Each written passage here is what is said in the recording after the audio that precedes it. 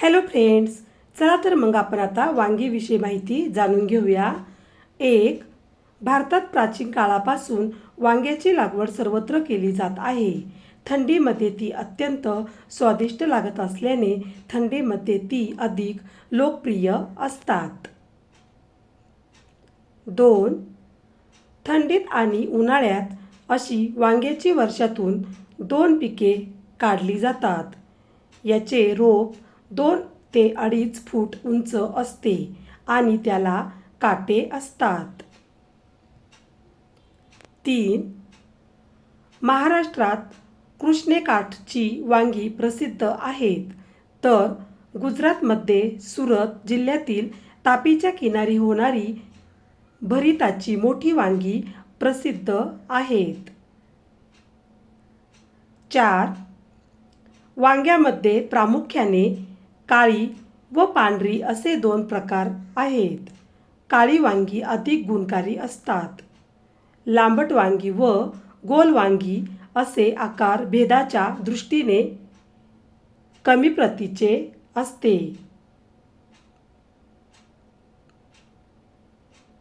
5, दिवाळीपूर्वी वांगी खाऊ नयेत हे जुन्या लोकांचे म्हणणे आरोग्याच्या दृष्टीने हितकारक आहे. शरद ऋतूत पित्त प्रकोप होत असतो, तेव्हा त्या ऋतूत पित्तकारक वांगी सेवन केल्याने अनेक प्रकारचे रोग उत्पन्न होतात. 6, तेल व हिंग घालून बनवलेली वांग्याची भाजी वायू प्रकृती असणाऱ्या लोकांना फायदेशीर असते. कफ प्रकृतीच्या व सम प्रकृतीच्या लोकांनीही हिवाळ्यात वांग्याचे सेवन करणे गुणकारी असते. वांग्याच्या सेवनाने लघवी जास्त प्रमाणात होते. 7, वांगी मधुर, तीक्ष्ण, उष्ण, पाकात तिखट तरीही पित्त प्रकोप न करणारी, ताप व वायू, कफकारक, अग्निप्रदीपक, वीर्यवर्धक व पचण्यास हलकी असतात. लहान कोवळे वांगे कफ व पित्तनाशक असते. 8, मोठे जुने झालेले वांगे पित्तकारक व पचण्यास हलके असते. कोवळी वांगी निर्दोष व सर्व प्रकारचे दोष दूर करणारी असतात. 9, विस्तवावर भाजलेले वांगे काही अंशी पित्तकारक, अत्यंत हलके व अग्निप्रदीपक असते. ते कफ, मेद, वायू आणि आम दूर करते. 10, कोंबडीच्या अंड्यासारखे पांढरे वांगे मूळव्याधीवर हितकारक असते. हे काळ्या वांग्यापेक्षा गुणवत्तेने कमी प्रतीचे असते.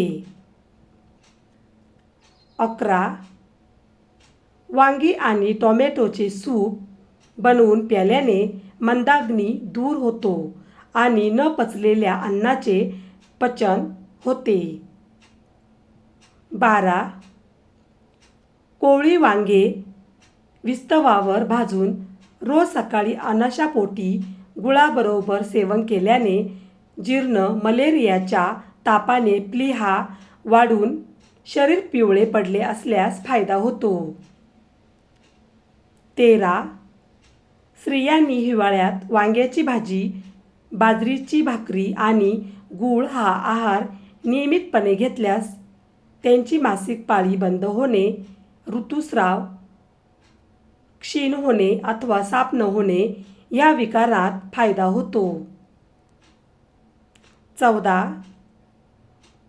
वांग्याची भाजी खाल्ल्याने लघवीचे प्रमाण वाढते व मूत्रमार्गातील सुरुवातीचा मूतखडा विरघळून जातो. 15, वांग्याचे पोटीस गळवावर बांधल्याने गळू लवकर पिकते. वांगे भाजून त्यात दही घालून ते नारू झाला असेल त्या ठिकाणी बांधल्यास फायदा होतो.